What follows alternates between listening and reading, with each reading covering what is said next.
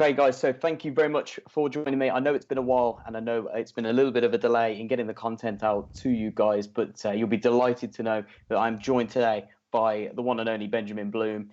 Everybody will know him, obviously, if you watch the EFL, if you watch his channel. Fantastic content that he does put out on a regular basis regarding everything to do with football. He's not just an Ipswich Town fan, he is a football fanatic, and you'll be delighted to know he's here to obviously cover a little bit of the chaos that's ensuing at the minute in not just the footballing world, but everything in general. And he's going to try and give his insight and an outsider's point of view on Birmingham City as well. So obviously, I know that you guys like to get the outside points of view. So here we are. We've got Ben, who better to roll through with us on that one. So Ben, thank you so much for joining me.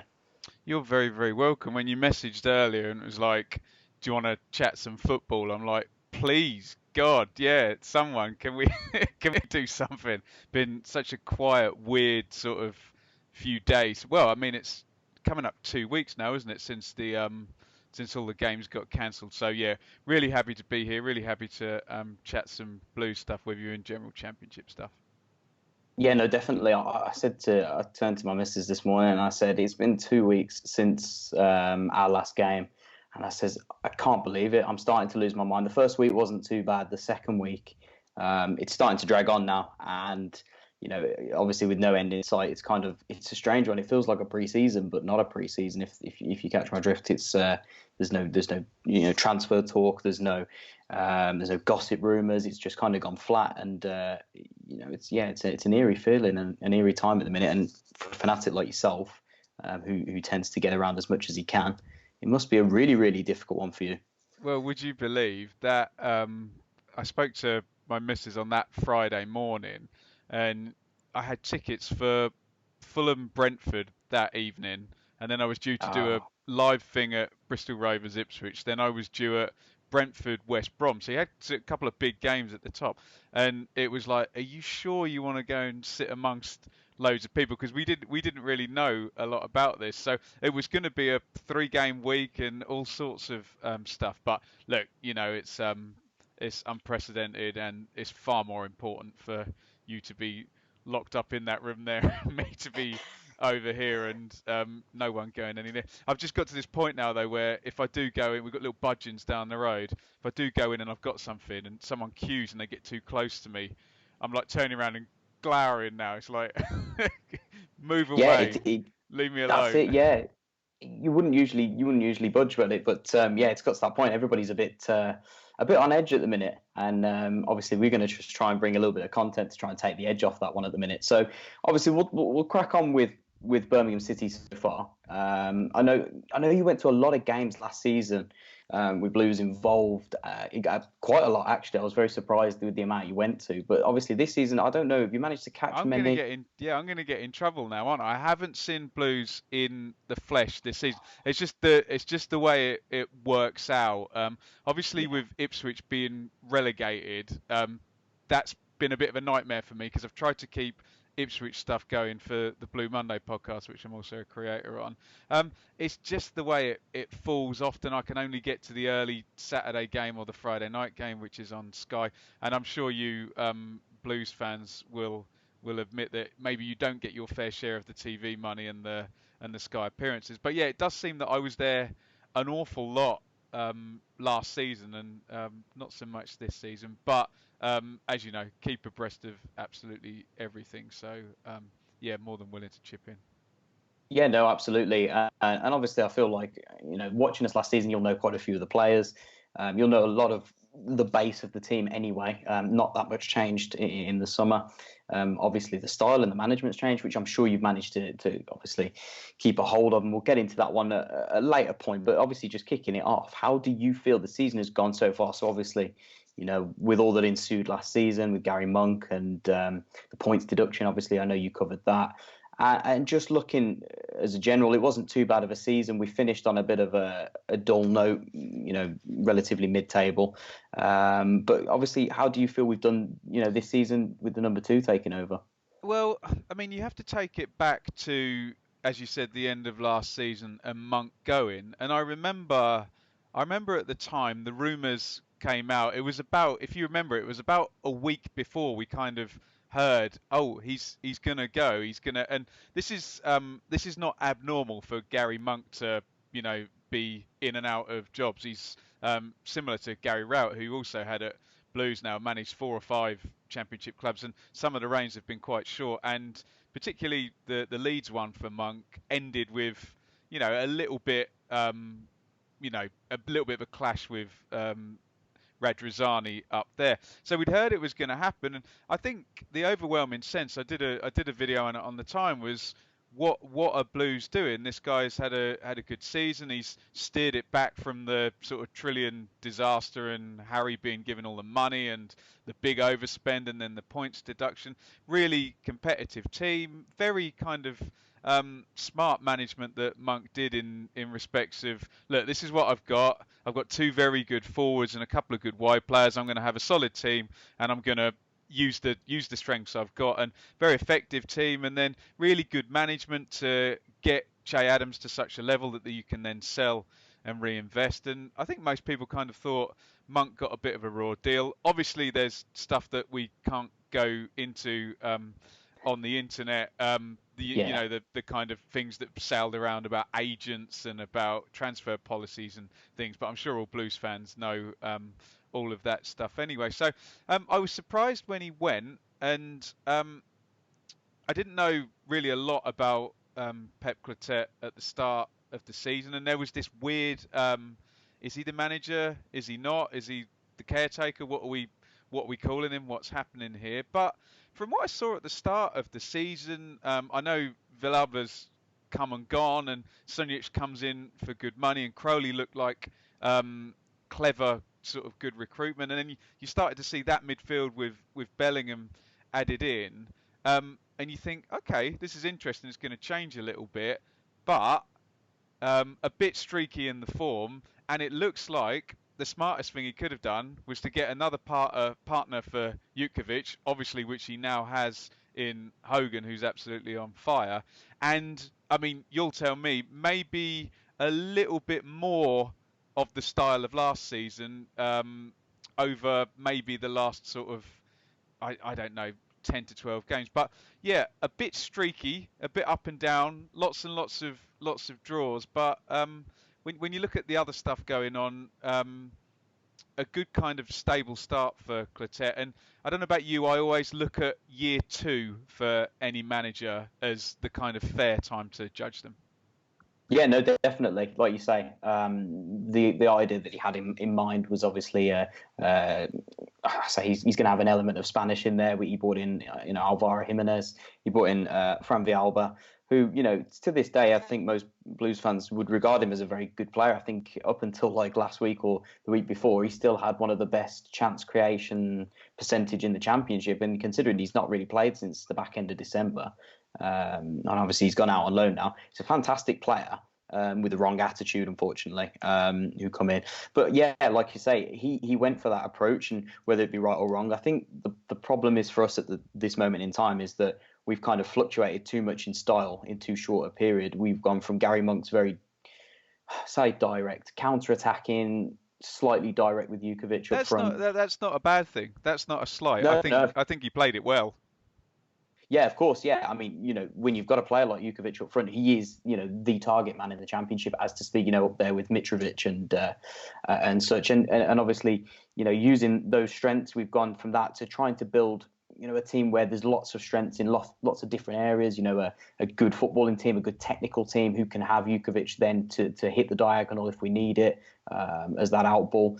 And then to fluctuate again back the way we've done since bringing Hogan in, and we've definitely gone back to the same sort of standard 4-4-2, 2 good wide players and 2 good forward players. So I think, obviously, from an outsider's point of view, does that bode well for consistency? Is that the reason why we are where we are, and when maybe not as high as some would like us to be? It's the classic, isn't it? It's, do you follow the long term plan for maybe a bit of a lower league finish this season, or do you go for the instant results? It's so difficult for managers, isn't it? Because you can see there's a fair amount of evidence stacked up that, like you said, he doesn't necessarily want to play in a direct kind of physical way, and then the results drop off, and it is easy to kind of flip back to that. What you do find with most good championship teams, though, is, and I mean, a team like Norwich, it's painful for me to say as an Ipswich fan, is a bit of a Yeah, rarity where they were just all football, but other sides like like the Sheffield United example, maybe a little bit West Brom. A lot of them can do both, and they do have players in there that can put in a set play, can win headers, can win tackles, and things of that nature. So you do need to be able to do both. So I guess for you as a Blues fan, the what you'd like to see now is, well, we've tried this sort of Villarreal, Sunjic, Bellingham, Crowley type midfield. We haven't mentioned Bella as well. That was good recruitment as well. Actually, a lot of the Blues recruitment absolutely. Yeah. has been really good. And what you'd hope now is that you can kind of come to a happy medium where I can see that you're kind of worried if Jutkovic is not there, or he's how old is Jutkovic? Oh, he's only 30. So he's going to be around for a good few more seasons, you would think. But Yeah, yeah, you want to absolutely. Yeah. kind of see the hybrid of both, where you can look after yourself. If you've got players like Roberts and Dean and Keithton Bell coming back, Pedersen, you've got plenty of good physical players there, and it's just, I think, trying to marry the two. And it's fair enough for a manager to kind of learn that and figure that as he goes. And hopefully he's given the time to do so, because there does seem some evidence that he's done some good things. And if the recruitment works well, and if you do get this massive splurge of money that we're expecting you to get in the summer, maybe things can move on from there. Yeah, no, absolutely. Like you say, it's about finding that balance between being able to do the two. I think, like you say, Norwich are not a rarity as to speak, because I think Bournemouth did it a few years ago as well. They weren't particularly physical and direct. They very much like to play on the counter and very quick and flexible. But I think that was our biggest issue. I think if you look back to when Crowley and Villalba were in and doing their thing back in sort of October, November time, we didn't have a plan B. Jutkovic wasn't really in form at the time. And we struggled when things weren't going our way and teams sat in too deep against us. And I think we've kind of got that again now, where we're struggling to at times play out now.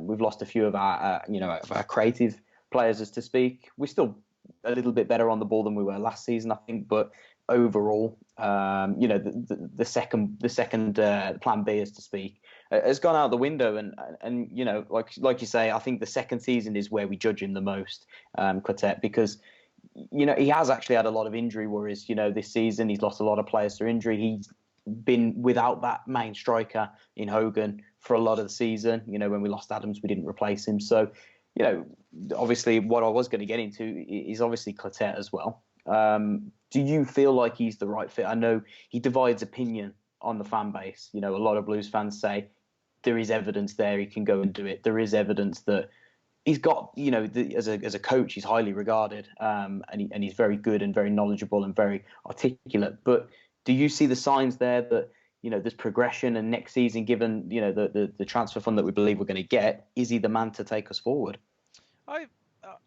I think he can do it. I mean, it's one of those where it's kind of a flip of the coin at the moment. You would say there's been things that have gone against him. You mentioned the injuries, and there does just seem to be this constant thing with the ownership at Birmingham, that you've got to tread that line, and that there's other chaos and stuff that you've got to kind of sort out and ride out. I think he can be, and I don't think it's fair to judge based on this season alone. So if you've given him this long now, I think you need to give him another season. And it's just this issue now that you've got where's Hogan's stats? 7 in 8 games, and Yeah. you've got this incredible young talent, and you might not have either of those players next season. This is Yeah. the thing where how long do you give someone to actually build a team? Because you have to let a manager build a team. And okay, we understand you can't keep Adams, you can't turn 15 million pounds down for a striker in this division, and it was invested Absolutely. Yeah. back. And you look at the ages of the people that have come in that have actually been signed, in terms of Pedersen 25 there, Bella 26, Crowley 22. How old is Sonia? It's 23. There's plenty of resale value, so it looks like he has a chance to build a team. But those two players I mentioned might not be there, and it's 22 goals of, was it 22 Adams got? That's Yes, yeah, hard to replace, and I know Hogan's very nicely paid at Villa, isn't he? So to get he somewhere is. Yeah. close to that next season, I'd be interested in your thoughts totally as well. But I think he deserves the chance to build his team, and that doesn't just necessarily means 2 seasons. That means let him, you know, actually be able to have the time with the players without them all being sold from out underneath him. Yeah, definitely. I haven't really spoken too much about Quartet moving forward and moving into next season. I do think he's a good coach, ultimately. I think it was a question of whether he can make that transition into a manager or a head coach, as to speak. He's very good. He's very knowledgeable. And I think I think his biggest issue is where a lot of fans can't seem to get motivated by what he says. You watch a lot of his press conferences. He's very sort of flat, but I do think he's very intelligent, and I How think is that. he in game? Does he spot things and tweak things and change things in game? Because that's always the sign of a good manager.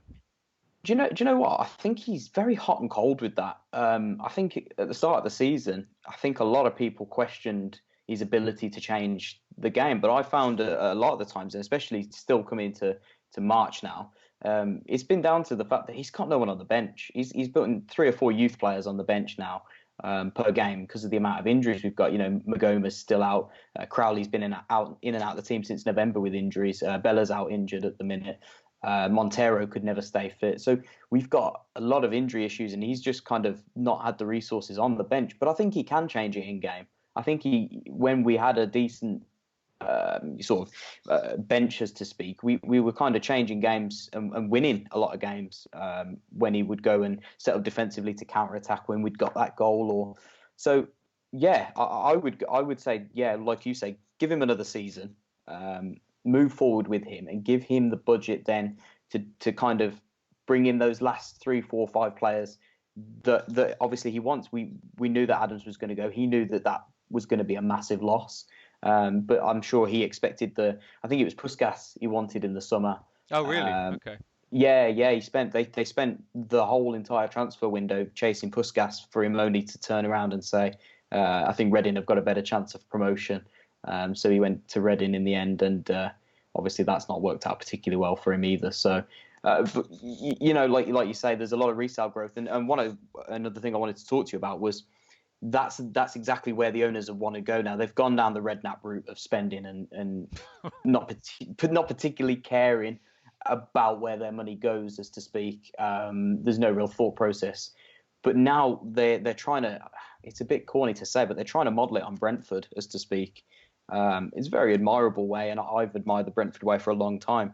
But buying young players for low cost, as to speak, low wage, low cost, and then to resell them on for big profit. They've bought in Jeremy Bella for a free transfer, as to speak. He will have a resale value immediately of 4 or 5 million at least. Hogan is a player that obviously he's on loan, but if they can get him in, he's low cost. I'm trying to think. Dan Crowley, £750,000. Great side in that. A fantastic piece of business, yeah. Sunjic, I know he was 6 million, big price tag, but there's no way that he's going to go for any less than 8, 9 million come the summer. So there's a lot of to be commended about the ownership, but obviously, like I was going to say, do you think it's achievable next season to hit the playoffs like they're talking about, or does this Brentford model take a little bit more time? That's two different questions. Look, it's always Yeah. achievable to hit the playoffs in the Championship. All it takes is one of these silly runs, and there's so much traffic and competition. In terms of the actual model of recruitment, in order to start that process, you need some players in already, so you're doing it, and that's there already. We've already identified these players. Sunjic and Pedersen, etc., with Bella, who could be sold on.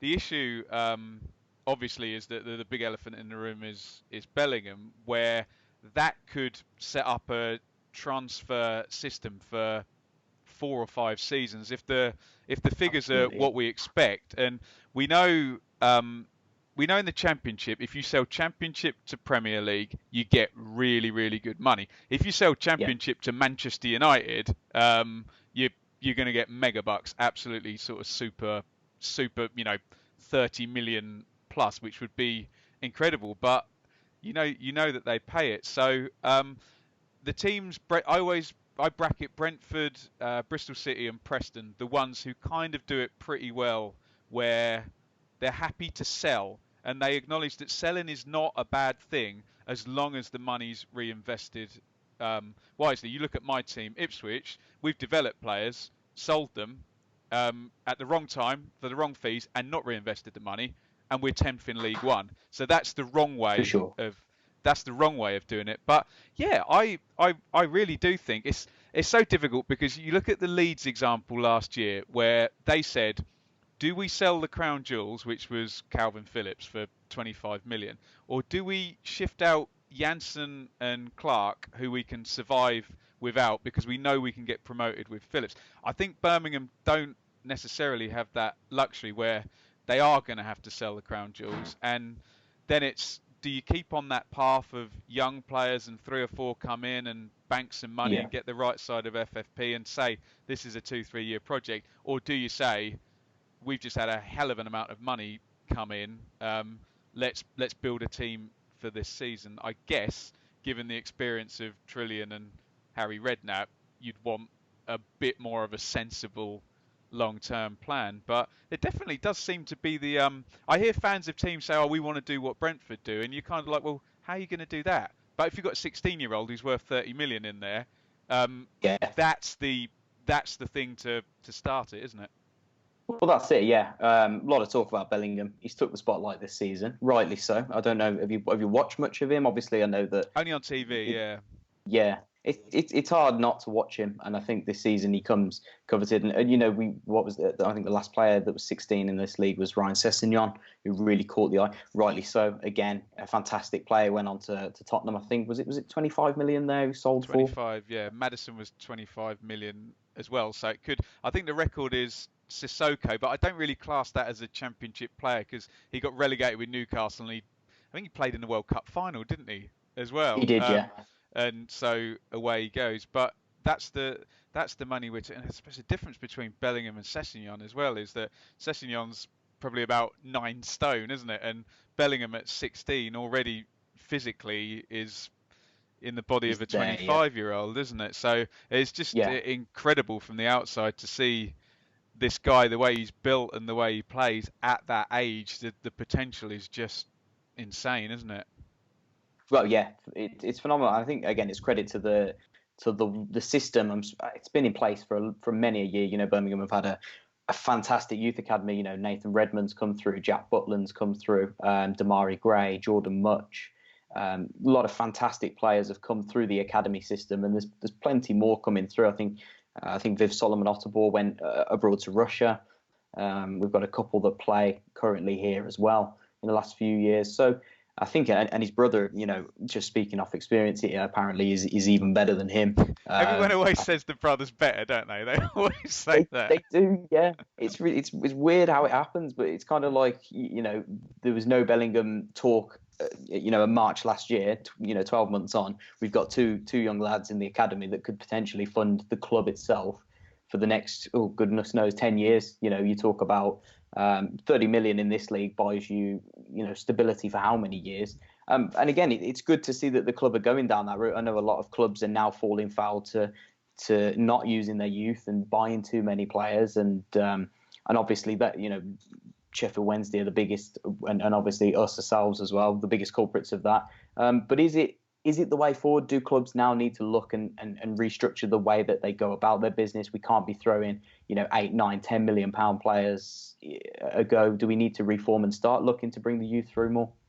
Yeah, definitely. And it's all very weird because, I mean, it could probably slip into this moment that we're in at the currently with the virus, and it feels like this could be the moment now where things stop being quite so stupid. You're always going to get, and sadly we can bracket the Birmingham owners in there, the people that are going to chase the dream and say, look, one big loss in 1 year, but if we get up 180 million, and that's all covered by that one promotion. But Yeah. I mean, you talk about the numbers there. You take 30 million for Bellingham, for example. They call it 26 million because for FFP you can lose 13 million in a season. So Yeah. potentially your 26 million. Look, I know it's not all clear profit, and I know you and I are just pulling numbers out of the air.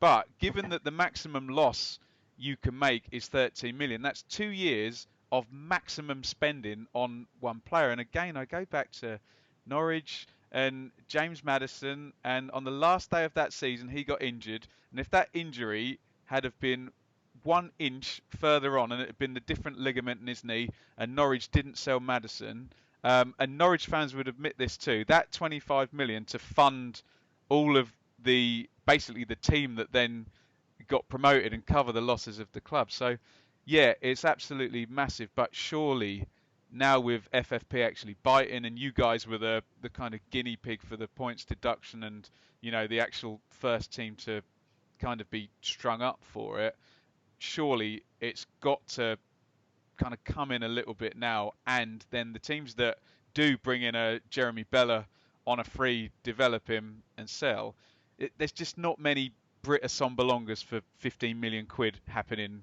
nowadays, is there, between two championship Absolutely. clubs? So Yeah. yeah, a long rambly yes, I agree with you. No, definitely. No, there's obviously there's a yes and a no, but there's always an answer behind it. We say obviously it can't go on forever. We can't sustain this. 15 million for Britt Assombalonga. Was it 15 million for Dwight Gale? Everybody wanted, Yeah, including ourselves. I think we took a punt at him in the summer. I think we then start to realise that you can't be throwing that kind of money around in the Championship anymore. It's just not there. While the risk is great, ultimately only 6 teams get into those playoff positions anyway, between playoff and automatic, and only 3 go up. So obviously the risk is huge. But I just wanted to obviously wrap up our chat about Birmingham before we get onto the Championship quickly. Obviously, away from the superstar wonder kid Bellingham, who else has caught your eye? I know that you're a big fan of Dan Crowley. Again, a fantastic player who I think has been at times played out of position out on the right hand side this season. Definitely more of a number 10. But is there anybody else, obviously, that you feel, that's a kind of player that they could sell on to the Premier League, is definitely ready to go now, or yeah. anything like that? When I've done kind of representative 11s and stuff, I've had Blues fans comment at me saying, Ben, you need to start looking at Pedersen for the left back, because I know that was kind of a troublesome sort of signing at the time. I know it wasn't the reason for the FFP, and you were kind of let off for that thing, but I Yeah. think he's come on nicely. Max Collin, I don't know how his 6 assists have come this season, but maybe that's the Brentford way. The Hogan thing's very, very interesting, because I don't know what your read on whether he would go or not, but that's guaranteed goals. And if you can, what would it be? 2.5 million maybe wages a year for him, if you can do that, or you can ratchet a deal in some way that says, if you score 25 goals, here's this bonus. If we get promoted, here's this giant bonus, etc. They're the interesting ones. But the thing is, there's generally the basis of a team there that you would be happy with most of this team. Obviously, how old Lee Camp's about 100 now, isn't he? Maybe going Yeah. forward, he's 35, isn't he? Maybe going forward there needs Yeah. to be a long-term solution at goalkeeper. But no, there's lots of players who are good age, who have got lots of championship experience. You've got that little sprinkling of creative players and young players who have got the resale value, and to drive your team on. Again, I give the example of Ipswich. If you just continually bringing in, like, I don't know, Jordan Spence on a free transfer with no resale value, or name any one of about 50 Mick McCarthy signings, then in Yeah. the end you've got to have that turnover. So I think there's the makings of something good there, and it kind of all rides on this potential big deal that we expect to happen, and maybe then a sprinkling of, like you said, 4 or 5 better players, and all of a sudden you're taking a reasonably competitive mid-table team. And where does a reasonably competitive mid-table team go in the Championship if you improve it? It goes towards the playoffs, and then anything can happen. For sure, yeah, and obviously I'm sure the ownership have got that in mind for next season, and obviously we'll wait and see. Depending on, I think it's a big summer. Well, we say summer transfer window now. It's probably going to be more like an autumn, if we're lucky, an autumn transfer window. But we'll get into that one now. And obviously it's a peculiar time. It's a unique time for the Championship, and it's something that we've not had in our lifetime. I'm pretty sure it's not really happened in football altogether. This virus has put a stop to football as a whole, including, obviously, there is a league outside the Premier League. Some, Sky Sports seem to forget that quite a lot. But obviously, it's put a stop to the EFL as well. And obviously, talking about the Championship first, how do you obviously see this one finishing out? Now there's talk of avoiding it, calling it finished now, and giving the teams where they are their promotion or their relegation. But obviously that creates that problem with playoffs then as well. And then there's the talk of finishing it off later in the season. There's talk of a 22-man Premier League next season. Obviously, what's your solution? Where do you sit on this fence? And this is nothing to do with the fact that Norwich would be the luckiest team in the whole world at the bottom of the Premier League. But look, you've got to finish stuff. How can you relegate Charlton when Hull are in freefall? Well, even how can you relegate Charlton when there's 3 teams ahead of them, all on 41 points, and then 2 on 40? You just have to finish it off somehow, I think. And I was encouraged to hear that is the plan, and they need to finish it off. The other thing as well, the elephant in the room is the biggest factor in Championship football is parachute payments, because we didn't mention that in the chat about money. And what do you do then? If you void this season, do you give Fulham, Huddersfield and Stoke another 45 million and say this season hasn't happened, and give them that massive advantage again? You have to finish it somehow. Yeah. And I think we all know Leeds and West Brom are going to get the top 2 places. That's fair, unless they come back completely out of sorts and affected by the break. And I don't know, Fulham have turned into Liverpool in the time off. But no, Liverpool. We have seen Leeds do it. So obviously we never know with Leeds. And that's that's why you have to. I mean, you've got even more ridiculous things in the Premier League where Aston Villa are in the bottom 3 with a game in hand. How can you relegate a team that's got a game in? And also, I haven't looked at the run-ins, but okay, yeah, fine. Yeah. I haven't looked at the run-ins here, but also at this point, for example, Luton could have played all of the top 6 away from home, and one of their rivals might have to play 3 of the top 6 left.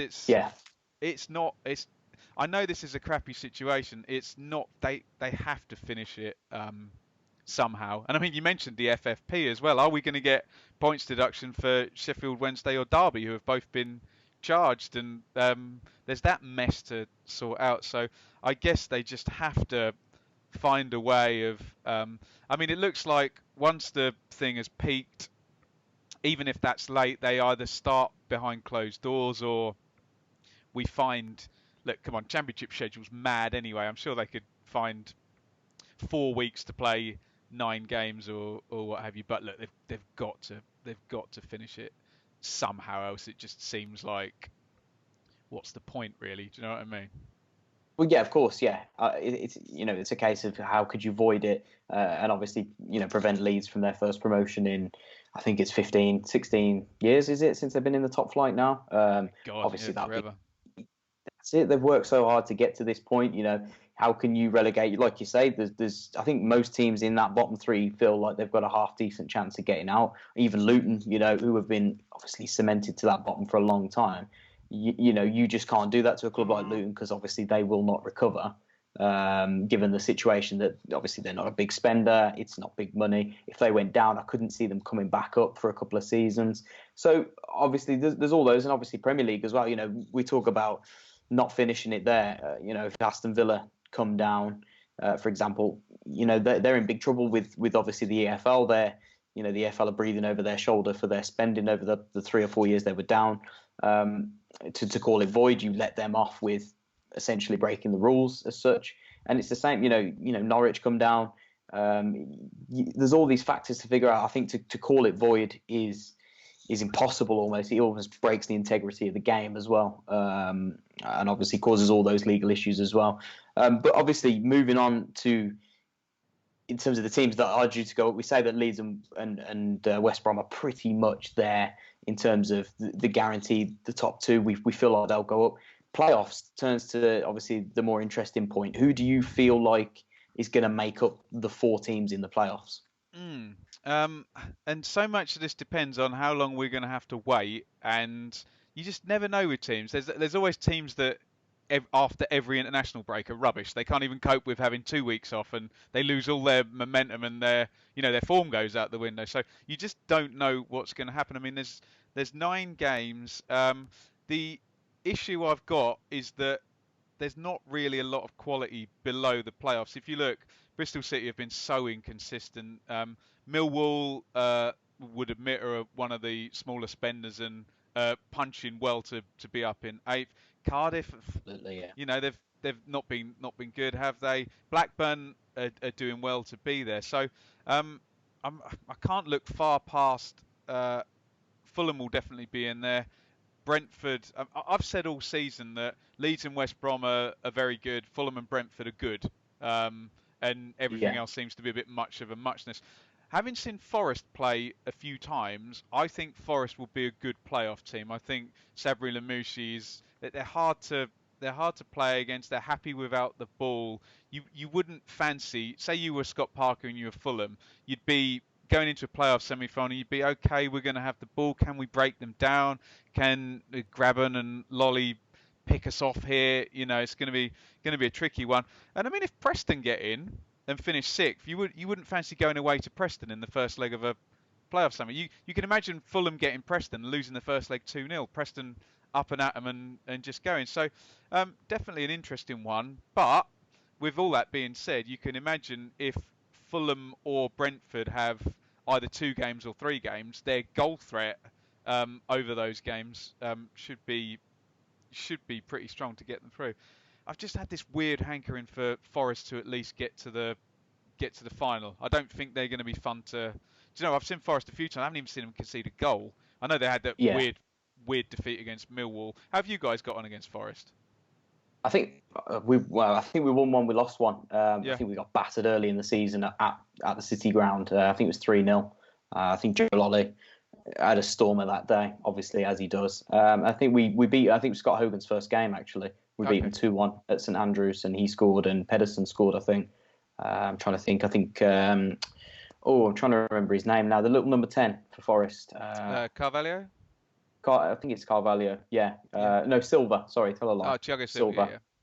Yeah, he got his goal for Nottingham Forest, and like I say, I did see them as a contender. I still see them as one of the favourites to get into the playoffs. I wouldn't back against them to do that. I think they've got a lot of quality in that team. You've got to look, Amiobi as well, Graben, Carvalho, Silva, people like Ben Watson in those holding midfield positions. They've got a lot of quality in that team, and you wouldn't fancy them, like you say, going up against them in the playoffs. Even for a Fulham team, their inconsistencies, Fulham, could be their downfall. I think they at times have too much of the ball, almost. Just have the Mitrovic factor there, where in this division, if you've got Mitrovic, you have a chance of winning any game, don't you? He does, yeah. I can't believe he's still in this division, to be honest. He's having a lovely time, isn't he? Eh? That's it. The only reason I could think is obviously, other than the fact he's been playing wages, he knows he's going to get 20 plus goals every season. He loves it here, and he's a Premier League forward. We all know that he can make anything happen out of nothing. I'm trying to think. I think he scored the goal, the 1-0 win against us at St Andrews earlier in the season. A little bit of a fumble by Lee Camp, but yeah, like you say, there's not a lot of quality outside of, I think, Forest, Brentford, and Fulham getting into there. I think I've said that all season, where those 3 are pretty much guaranteed to be the solid 3, and then it's who else wants to fight for that last position. Bristol City seem to keep tailing off every season. Preston go on good runs and then bad runs. They can't seem to hit their stride consistently. Millwall, I haven't been that impressed with Millwall when I've seen them personally play against Birmingham. But then other times, players like Jed Wallace, obviously Matt Smith has always been a nightmare in this league to deal with. And they've got, again, a sprinkling of quality all around, and they're just hard to beat. That's a typical Gary Rowett team. And Sheffield Wednesday, I think they're the biggest surprise for me, the way that they've fallen off this season. I'd have had them at Christmas as favourites to possibly win the playoffs. Weren't they? Yeah, they were. Yeah, I'd have put them favourites to win it with the quality that they had as well. But in that team. Look at the quick maths now. They're on 48 points. You guys, you got the charge, didn't you? You got the flagrant breach, but then you got the points back for cooperating. Sheffield Wednesday have not cooperated, so you'd think they'd get more than 9 points. So say they get 10 points, they're relegated.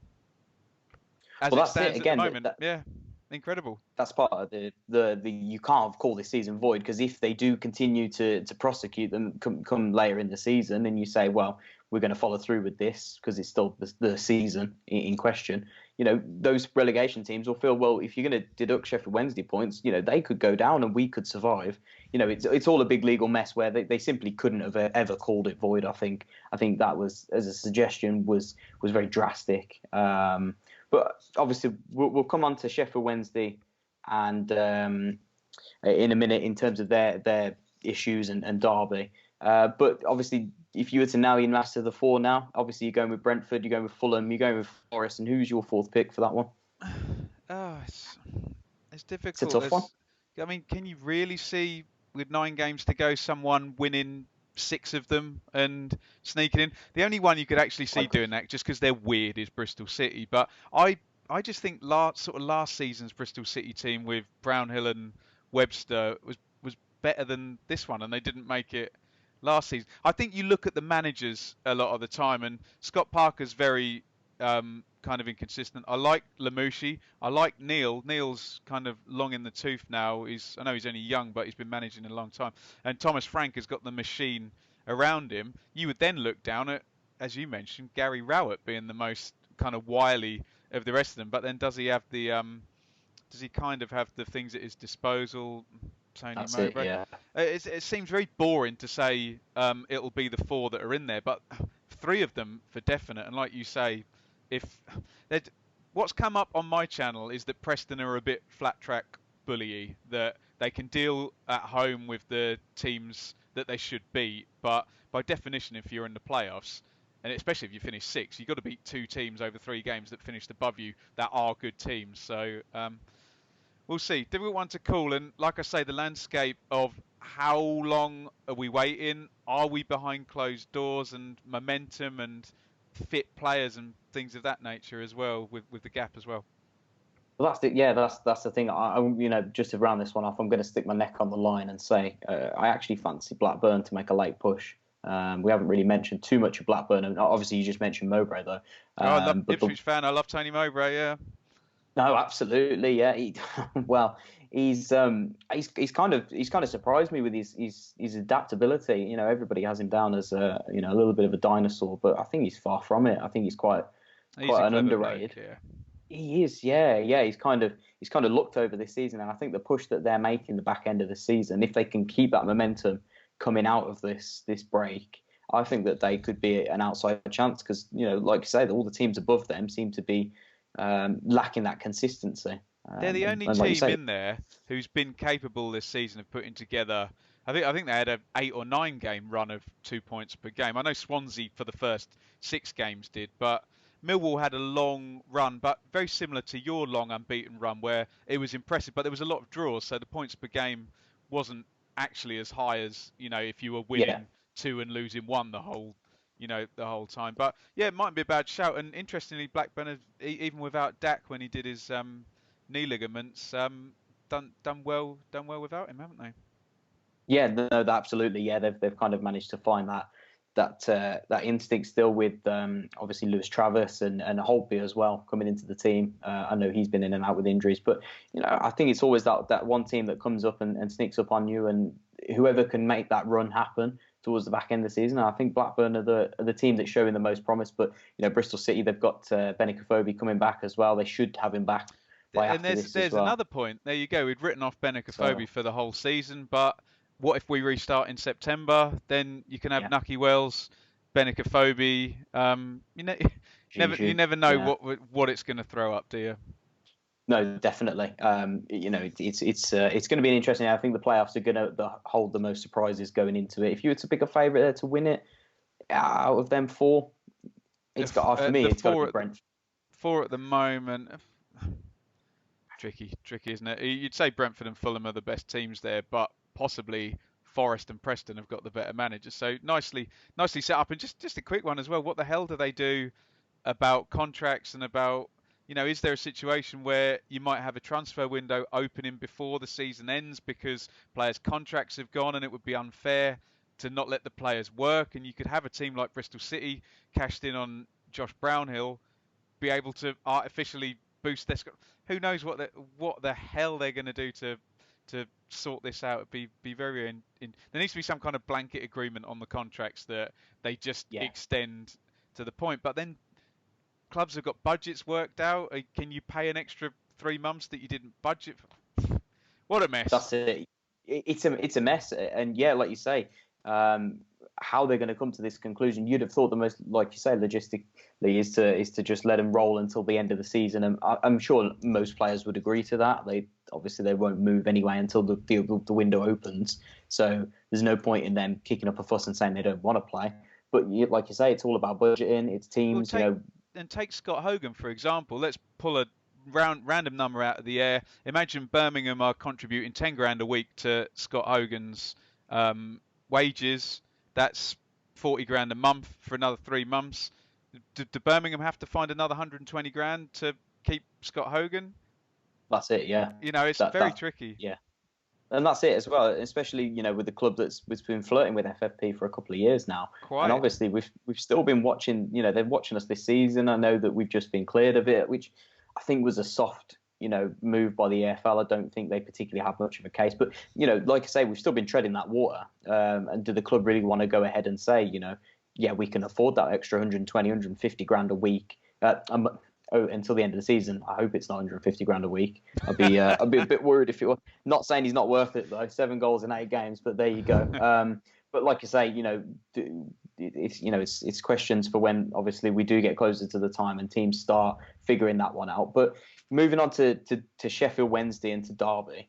I know obviously, like you say, I think you put it perfectly earlier. We are the guinea pig, or we were the guinea pig for the EFL's trial, obviously, of the FFP rules. And I think in the end, I don't think we were hard done by. I think we were fairly prosecuted.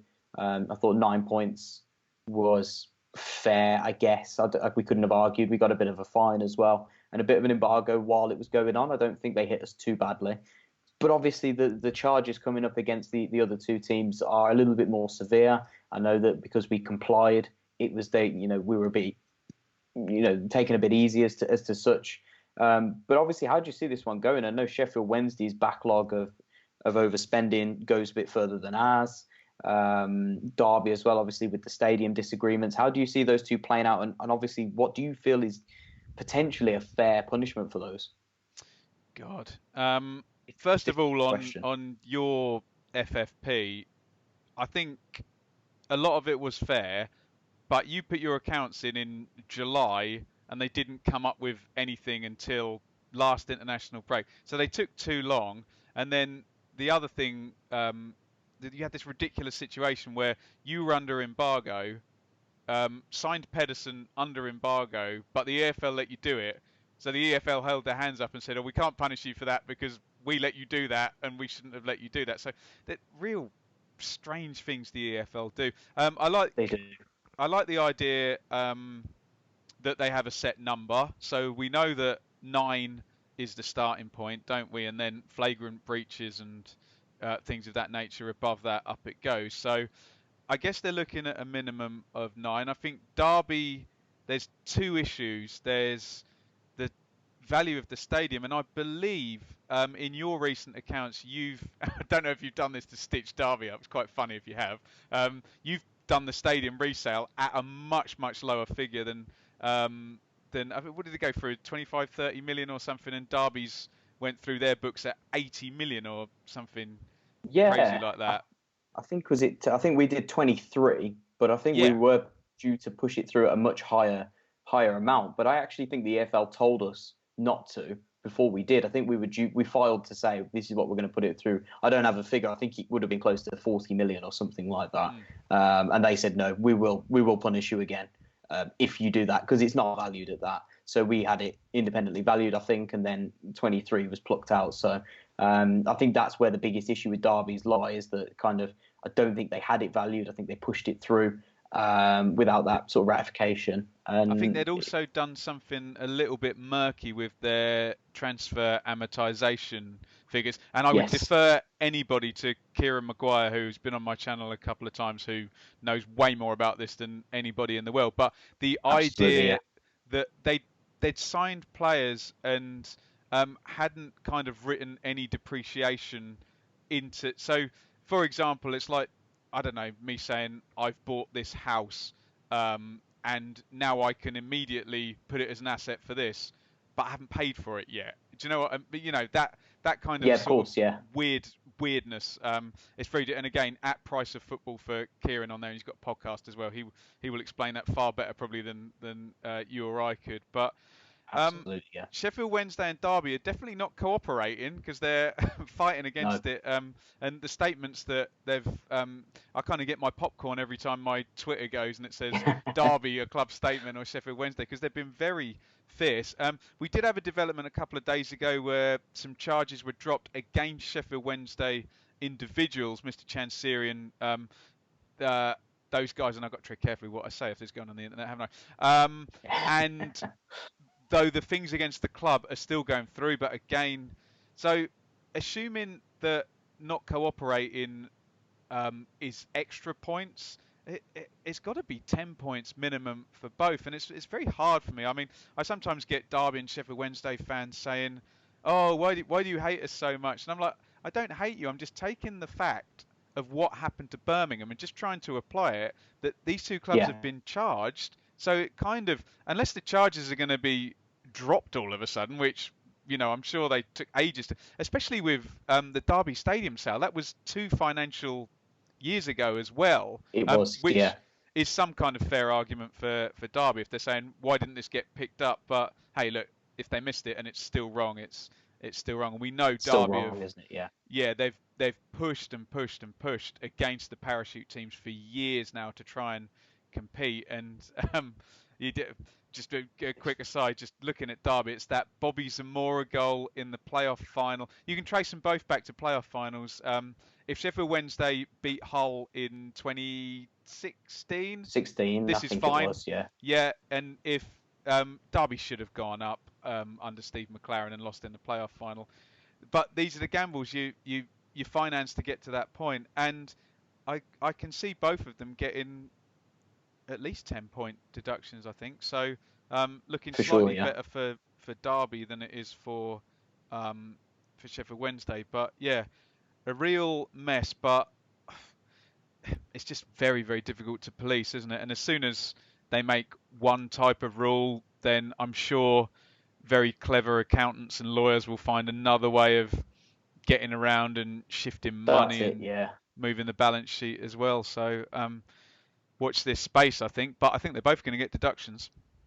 Well, yeah, of course, yeah. They'll obviously use us as the template to look at that, and then obviously the severity gets moved, and then obviously the situation and obviously the punishment then lies with obviously how much difference there was between our case and their case, which I think obviously in both cases there's not a massive amount of difference. It's just different cases, but the severity is not hugely different. So I think 10, 11 is a fair amount. Obviously, I think they'll accept that.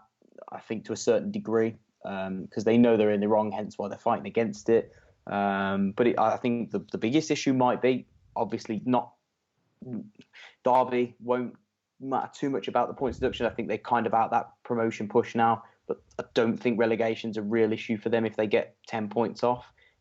He's saying that it could be, but I think the transfer embargoes would be a bigger one for them, for both clubs. If both clubs are hit with, let's say, a 2-window ban, where do they go from there? Well, they It's they it's tough for them. should be fairly well stocked, but yeah, then it's loans, it's free transfers, and you just got to cut your cloth accordingly, haven't you? But Yeah, the rules is the rules. I know Reading had an embargo as well, didn't they? Just the only issue with this is going to keep happening whilst we have a system where you make £7 million TV money in the Championship and you make 100 million in the Premier League, and when a absolutely. team's relegated, they're given £45 million in their first season. This is never going to change. You're always going to get people who are going to try and make up the shortfall and look at Stoke and Huddersfield and West Brom and Fulham, who are all had the parachute payments. Think how can we compete with them? We'll sell the stadium, we'll try this trick, we'll try that trick, we'll just spend a little bit more and a little bit more, and in the end, it's ruinous if you do not either get that TV money or that parachute money. There's no point trying to compete, and it goes back to what you said earlier. You're much better off being a Brentford or a Bristol City or a Preston. Take 9 million for Hugel, take 24 million for Webster, take however much Ben Rama's going to go for if Brentford don't go up, and Yeah. fund yourself that way. No, absolutely. And obviously, just moving on quickly to the lower end of the Championship, we'll quickly touch on that one. If obviously taking out the equation that Sheffield Wednesday and Derby don't necessarily affect the bottom three, how do you see that one playing out? I know there's quite a few teams now, like you say, Hull are in free fall. God, yeah. They really are. The loss of obviously Grzyski and Bowen is really. I couldn't believe that they managed to sell both of them in the They one thought they were punt. safe, didn't they? They thought They did, oh, we've yeah. already got enough points. We won't lose 9 out of our next 10 games. And then they did. Never write the championship off. Yeah, that's it. And I don't think Madison was technically. I think he was a decent buy. I think it's a loan with a view to a permanent, if I'm not mistaken, with Madison. I think he was due to come to us actually, but some contractual agreement there scuppered that one. I think he wanted too much money. I think his wage that he's demand. I think the Peterborough chairman was speaking about that one. I think he's got unrealistic demands there for wages. So I don't know what Hull are paying him. But obviously there's anybody up to Huddersfield and Stoke as to speak. I think we're kind of the cut-off point now for relegation. I mean, I'm not writing us off just yet, but I can't see us dropping that many points between now and the end of the season. But there's a lot of teams in there, a lot of big teams as well who've spent big money. You look at Stoke and Huddersfield still got big wages. Middlesbrough have got a big wage budget. Hull have still got some big earners there as well. Who do you see obviously falling through the trapdoor? Because Barnsley and Luton are giving it a good go to get out of there at the back end. Well, we had this really weird thing of maybe 4 or 5 game weeks ago where no one was winning, and then all of a sudden, in very, and I got well caught out with my predictions on this, where you had Barnsley winning 3 in a row and Luton 3 out of 4, and Wigan had an amazing month, didn't they? Which is just very Yeah, rare for the teams down the bottom. They just, normally a splurge for a bottom six team is a win and a draw in a row, and then the defeats come again, and kind of stick 4 points on, and then it tails off. That's why they're at the bottom. Like you, probably, I've been predicting all season, oh, Stoke and Huddersfield, they'll be all right. There's enough quality in the end that'll out, and yeah, yet they're 3 points off it. And I think that's what stitched Hull up a little bit as well, because like you said, the alarms have obviously gone, right, I think we've got enough points now. We can get Grzycki off the wage bill and cash in on Bowen, and then I saw. Look, I know Leeds are really good, but I saw them absolutely maul Hull. they did. Yeah, Yeah, in the flesh. That did not look good, and Hull have obviously dropped down there. I was at Charlton versus Borough. Borough are actually good as well. Borough are weird because they're a bit like Barnsley, I guess, sticking to their principles down the bottom there. Luton have tweaked a little bit. Luton are now happy to sit in and be hard to beat and counter-attack, whereas at the start of the season they were kind of up and at them. So Luton are the ones yeah, that have kind of tweaked a bit, but maybe they have a bit less quality than everyone. Wigan have had that amazing run. Um, it's so open. You would just say on the basis of probability that Luton and Barnsley, given it's a 6 point gap at the moment, um, although I predicted before that no one's going to go on 3 game winning streaks, and about four of the teams did. So Luton and Barnsley look yeah. a long way back. I think Charlton have got enough to get out of it. And I suppose Hull will be the one team that's pleased that everything stopped and their horrible descent down the table was halted a little bit. But Barnsley, Luton, and Hull, maybe Yeah, could be any of them, yeah. honestly. It could, yeah. I think Charlton, again, they've been struck by injuries massively this season. I think that's caused a lot of their issues because I think they've got a decent squad overall. I think you look at, Lyle Taylor's been in and out. He's their go-to guy, as to speak. I know there was a lot of issues with him in January, but obviously if they keep him till the end of the season, if they can get a few players fit around him, they stand, I think, a better chance than Hull, like you say, of keeping out of it. I think the one to watch for me, honestly, and I know you said that you've been quite impressed with them, but I think Middlesbrough just keep flirting with that trapdoor a little bit too much. I think they do play some good stuff at times, and like you say, they do stick to their principles, and like you say, but I think Woodgate's inexperience, I think, is causing them a few issues. I don't think he's necessarily a bad manager, as to speak, but a lot of inexperience, and I think an aging squad. I think if you look at the squad as well, especially across the back line and the across those sort of areas, they've really sort of struggled to replace there, and I think that they've got a lot of issues within there. I think it's anybody's between Hull, Charlton, and Middlesbrough, I would say. I think Wigan.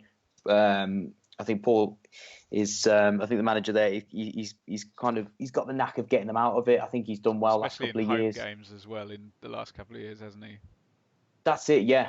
He's kind of made it a hard place to go, hard to beat there, and they'll accept that if they can get a point on the road and then obviously win their home games, that a safe bet to stay just above the tread the water. But I think that there's a couple of teams in there that seem to lack the consistency again. But we talk about that word all the time in the Championship. Consistency is a massive issue, and obviously the teams down the bottom, they can't put a run together.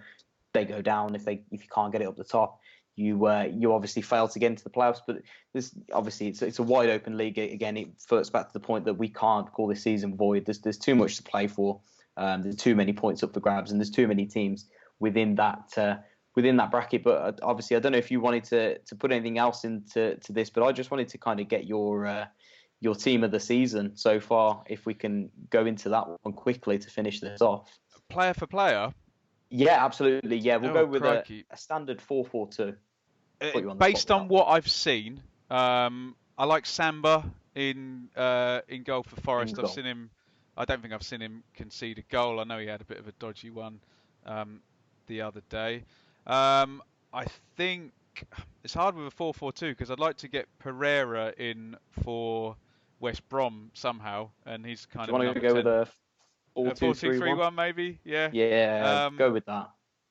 Obviously, Mitrovic is the standout top striker in the division. Absolutely, yeah. And I think Ben White and Calvin Phillips have to kind of go in as well.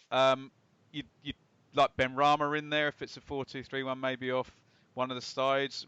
Maybe Ben Pearson, possibly from Stoke, one of the holders there. Jed Wallace would have a fair shout. I'm struggling for centre half partners as well for Ben White.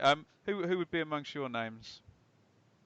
It's a difficult one. I think one that's kind of caught my eye. I know they've had a really good defensive record for the majority of the season. Is actually Ethan Pinnock at at Brentford. It's an outside shot, but I think he's like I say, he's been a bit of a raw talent the last two seasons. Henry as well, their left back. I know you probably give a shout for Pedersen, but he's been a good player as well. No, a big admirer of Rico Henry. I think his attacking presence offers a lot for Brentford. I think he was excellent as well when I used to go and watch him at Walsall. So, fantastic player. Yeah, do you know what? Tom Kearney for the first 3 months of the season was fantastic in central midfield. He always is, yeah. He's always a standout. I'd say that's fair to go Rico Henry at left back and Ethan Pinnock maybe at centre half to partner Ben White in there. As I said about pairing, it's difficult because there's not been too many standout centre halves this season. Other than Ben White, you maybe look at, Carl Bartley's been very inconsistent for West Brom this season. They've never really had a solid back four. Ajayi as well. West Brom, Has I he think the really Forest stamped his fans would shout for Joe Worrell, and maybe the Fulham fans since Michael Hector's come in, but then he hasn't played the whole season, has he? He Um, hasn't, no. no. It's a tricky one. Yeah, tricky one. I'd have to give that one a good look. And also, you don't know the context. You don't know if ex-player for I always like Van der Horn for Swansea, to be fair, as a centre half. You don't know if ex-player is going to score. If Hogan scores another 7 goals in the last 9 games, he'd then have Worth a 14 shout. goals in 16 games, and people would say, well, that's easily the best goal ratio out of everybody. But yeah, No, for sure. and actually, John Swift as well has been really, really good for Reading in kind of central midfield or further forward as well. So there's been a few standout players, but it just feels a little bit, especially with Jared Bowen gone as well, that last season was a bit more obvious. You had Reece James in on loan, who was ridiculously good for Wigan. You had Buendia and Pookie for Norwich, who were brilliant. Pablo Hernandez was brilliant last season as well. Yeah. You won't like it, but Grealish was incredible as well last Fantastic player, season. yeah. So yeah, it feels a little bit more of a level playing field, I think, this season, doesn't it? Yeah, like you say, we've had up to 10 teams that can hit the playoffs, so it shows there's a wide open field. Every team has their star players. I think we didn't mention right back, Matty Cash as well at Forest. Converted from a winger as well. He Yeah. has, yeah, and that's it. It's the modern fullback. He's very attacking. Like we got Rico Henry on the other side, could definitely play as a left-sided winger as well. I think if required, but that's why I kind of left Worrell out, because I was going to put Matty Cash on the right-hand side instead. But like you say, I think it's been a wide open playing field, and nobody really has particularly stood out as the player of the season, other than maybe Mitrovic, but he missed a couple of Watkins games has been injury. fantastic as well, considering he's converted in. Especially, I think a lot of us thought at the start of the season, oh, Brentford, go and sign a striker to replace Mopai. Oh, okay, you're taking the cheap way out and sticking Watkins down the middle, and it's like, okay, 22 goals later, we're and lots of headed goals and lots of penalty box goals. He's done really, really well. But the issue is, if you're playing a 4-2-3-1, that Mitrovic is the guy, isn't he? So. He is, yeah. You can't look any further than that. But like you say, it's been a difficult one. But I don't know if you've got anything else more to go off on this one at all, or anything else to add to it. It's been a great chat, and I must apologise to Blues fans who have been. I have got some crap off Blues fans for not being down there often enough. It's not even that hard for me to get to. I'm here in Bedfordshire, so I can be up to Birmingham in hour and a quarter or what have you. So It's not too bad. Yeah, so I promise, try and get there. Just try and get anywhere. It'd be nice to see any kind of football match. But also, big issue for me as well. Luton have come up, and they're just down the road, so it's really easy for me to get there to see games. And I work in London, so. But yeah, I do apologise to Blues fans because I know I was there a fair amount. But you seem to have a lot of Friday night games last year that I could go to, yeah. And not quite so much this season. But yeah, no, I've really enjoyed it, and I appreciate the opportunity. And am I okay to plug my wares? No, absolutely. Plug away. So yeah, at Benjamin Bloom on Twitter and on YouTube as well. And I'm sure the guys at Birmingham Fan TV will.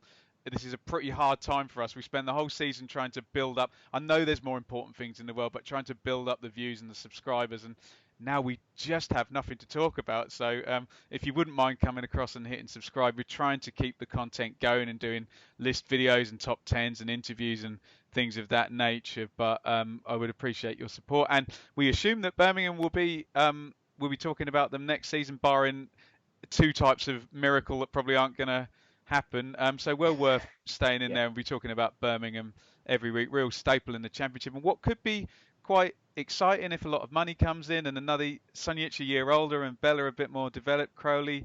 Could be a fun season for Birmingham. So hit that subscribe button. There you go. What a sell. Absolutely. No, definitely. I couldn't have sold it any better than myself. So honestly, I'm sold. So unless Harry Redknapp did it. Oh God, no! Sorry, we're not going back to that one again. I've had enough of Redknapp. He's caused us 3 years of pain down the line, so we'll leave him at that one. But no, it's great to have you on, Ben. Obviously, I know that you've not been on the channel. I've not been on yours before, so I hope to obviously get you on again later on down the line, maybe talk in the summer when we've got a little bit more to look forward to and look back on, and maybe the transfers that have gone ahead. If you were looking to get to a game before the end of the season, I think it's Rooney's last game is Birmingham. I think he's took. Okay. You've got us last game of the season at St Andrews. So if He'll you get were sent looking, off, won't he? That'd be the because most Rooney thing in the world. That'd be brilliant. He got sent off at St Andrews once for Everton, didn't he? I think that was his first Premier League game, or his first league game was against us, and he got sent off. So if he was to go out in style again, he gets sent off in his last.